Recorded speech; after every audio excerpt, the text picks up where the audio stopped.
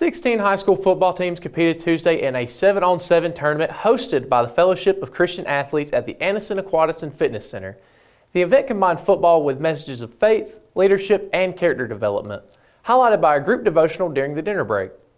Out of the 16 teams who were competing, we spoke with two local head coaches, Pleasant Valley's Jonathan Nix and Jacksonville's Jeremy Sullivan, about how events like this would shape up their teams and their summer process.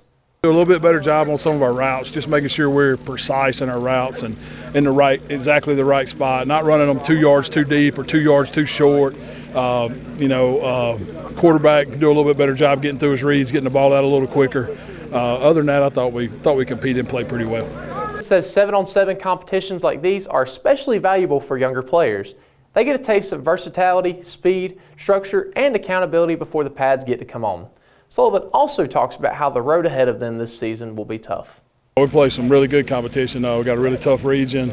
Of course, we got Moody, who played for the state championship last year. We got Leeds, who has one of the best coaches in the state to me, and Coach Hood. Then you got Lincoln, who's just got a new coach, who's got a lot of talent, and I think they're going to be much improved. St. Clair County, Coach Robinson does a great job, and they really made a big move last year.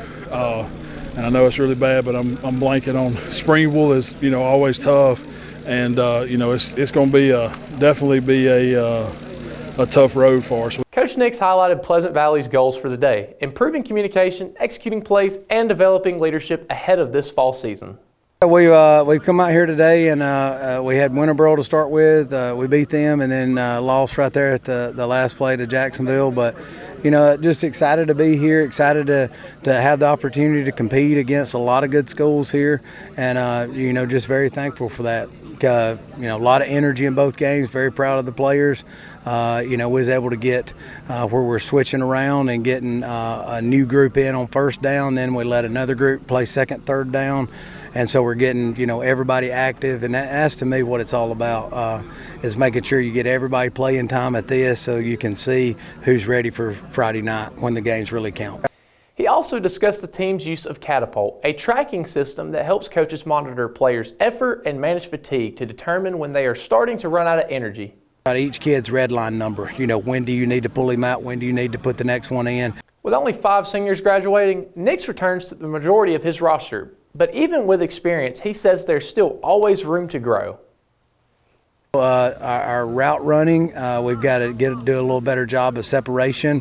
On defense, we got to do a little better job of signaling and communicating when the ball's released, pre-snap stuff, and then sometimes on our quarterback we got to drive into some throws a little bit. But all of this stuff that we're talking about is just details that are fixable. Last Tuesday's tournament gave fans and coaches a preview of what's ahead and reminded players that football can be more than just a game.